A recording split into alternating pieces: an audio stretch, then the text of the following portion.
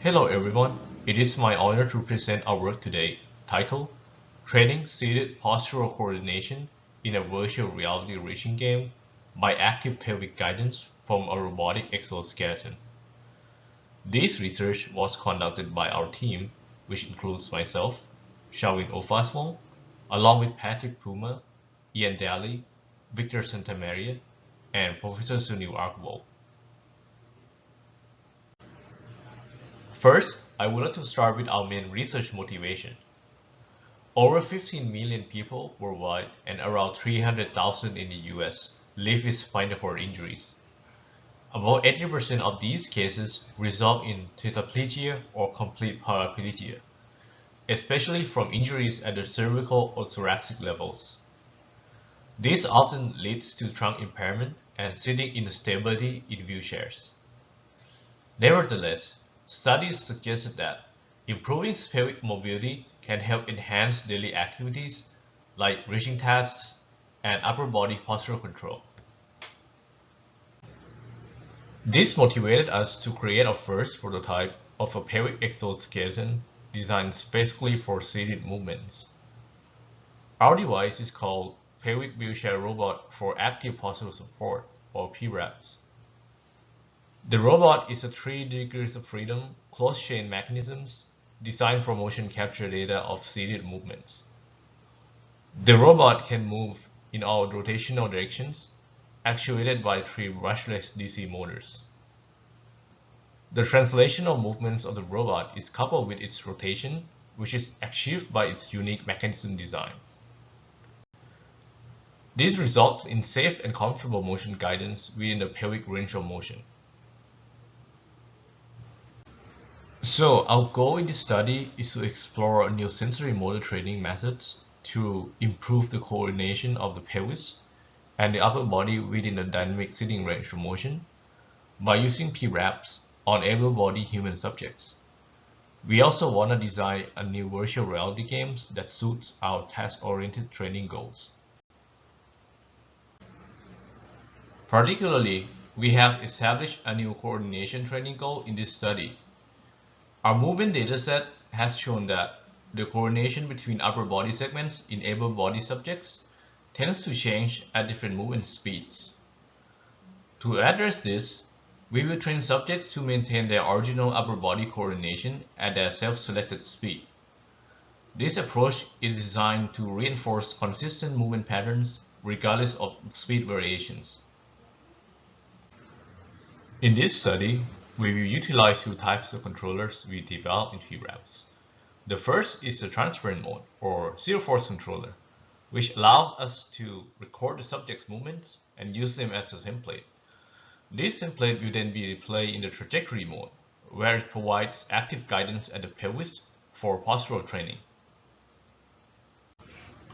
In this case, the active pelvic guidance is a replay of the self-paced coordination but at the twice speed.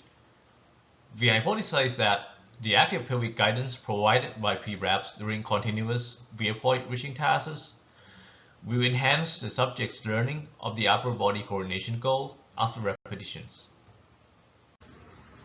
In our experiment, we recruited 16 able-bodied subjects and calibrated their maximum reach while they were wearing the PRAPS in the transparent mode.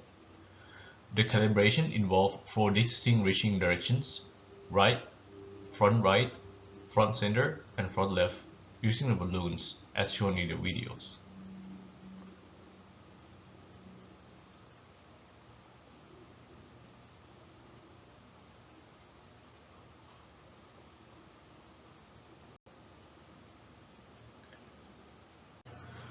Using the extreme balloon positions determined during the calibration, we placed foot targets at these positions.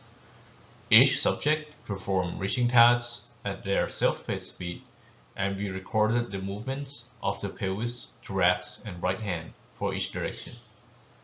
It is important to note that all subjects were right hand dominant. To evaluate the training outcomes, we compared the pre-training and the post-training sessions.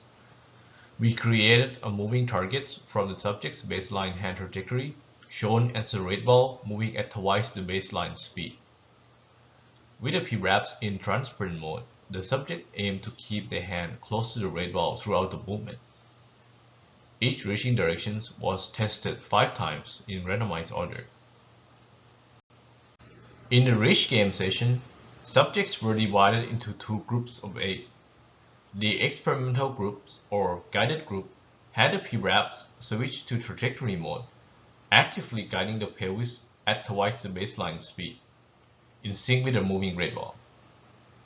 The control groups experienced the same conditions as the pre-training and the post-training sessions, with the P-wraps remaining in the transparent mode. These sessions consisted of 40 trials with 10 repetitions for each reaching directions, presented in randomized order. We evaluate the change in performance between the post-training and pre-training sessions by measuring how closely the subject's actual trajectories match the target trajectory. This was assessed using 4 root mean square errors measures. The primary measure of the task performance was hand tracking accuracy with respect to the global coordinate frame. Additionally, we assessed the coordination in 3 key areas: between the pelvis and the seat, the trunk relative to the pelvis, and the hand relative to the trunk. The results show that the group receiving active pelvic guidance from P-wraps had a greater overall reduction in errors compared to the unguided group. Specifically, the guided group significantly reduced the pelvis seat coordination error more than the unguided group. Additionally, the difference in the reduction of the hand tracking error between the 2 groups approached statistical significance with a p-value of 0.057. Besides our main analysis, we look at how the hand tracking accuracy is related to the pelvis seat coordination after training. We found that the guided group showed a stronger trend of improving both the hand tracking and the pelvis seat coordination. This was especially true for reaching in the front right, front center, and front left directions. The unguided group didn't show this trend as clearly. Interestingly, this trend wasn't as strong for the right reaching movements. This might be because there were fewer repetitions in that direction compared to the front movements, which involve more pelvic flexion.